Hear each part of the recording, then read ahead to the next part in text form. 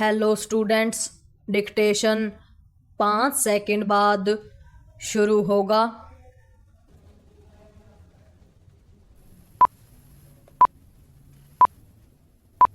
Start. Bhajpa नेतृत्व ने दिल्ली में मुख्यमंत्री के रूप में पहली बार की विधायक रेखा गुप्ता का चयन कर एक बार फिर चकित किया। अतीत में भी वह अन्य राज्यों में ऐसे चेहरों का चयन कर चुकी है जो या तो मुख्यमंत्री पद के प्रबल दावेदार नहीं माने जा रहे थे या फिर उनकी गिनती दावेदारों में ही नहीं हो रही थी। दिल्ली में मुख्यमंत्री पद के लिए रेखा गुप्ता का चयन यह बता रहा है कि भाजपा ने राजनीतिक दृष्टि से सभी समीकरणों को ध्यान में रखने के साथ ही एक महिला को आगे बढ़ाकर दिल्ली के साथ शेष देश की महिलाओं को भी संदेश दिया। वर्तमान में वह ममता बनर्जी के बाद देश की दूसरी महिला मुख्यमंत्री हैं। इसकी अनदेखी नहीं की जानी चाहिए कि पिछले कुछ समय में एक के बाद एक चुनावों में महिलाओं ने मतदान के मामले में पुरुषों को पछाड़ा है और वे एक महत्वपूर्ण वोट बैंक बन गई हैं।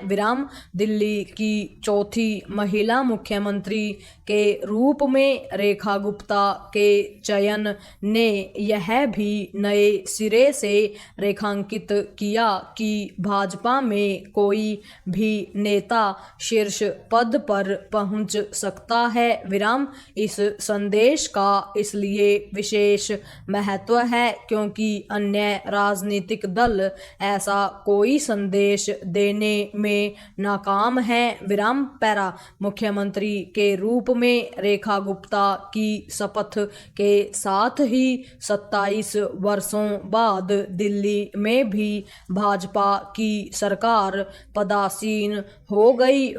रेखा गुप्ता सरकार के सामने चुनौती केवल उन अनेक लोक लुभावन वादों को पूरा करने की ही नहीं है जो चुनावों के समय किए गए थे, बल्कि दिल्ली की समस्याओं का समाधान करने और उसे विकसित देश की आकांक्षा रखने वाले देश की राजधानी के रूप में संवारने की भी है। राजधानी होने के नाते दिल्ली देश की अंतर्राष्ट्रीय छवि का निर्धारण करती है।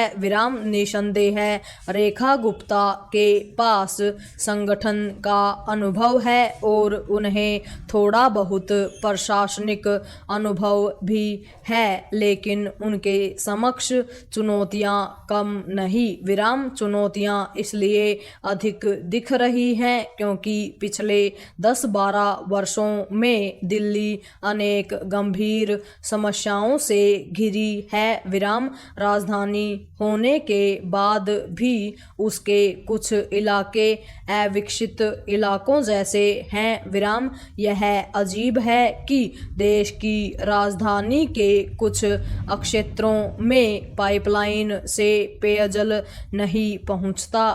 दिल्ली का आधारभूत ढांचा तो चरमराया ही है, वह प्रदूषण ट्रैफिक जाम से भी ग्रस्त है। दिल्ली में बहने वाली यमुना भी बुरी तरह प्रदूषित है। दिल्ली की समस्याएं इसलिए और अधिक बढ़ी क्योंकि आम आदमी पार्टी की सरकार और केंद्र सरकार में हर बात पर झगड़ा होता रहा। इससे समस्याएं सुलझने के स्थान स्थान पर उलझती रही। विराम। अब केंद्र सरकार के साथ खींचतान की गुंजाइश खत्म हो गई, लेकिन दिल्ली को उसकी समस्याओं से मुक्ति तब मिलेगी जब शासन के प्रत्येक क्षेत्र में सचमुच सुशासन का परिचय दिया जाएगा। पूर्ण विराम।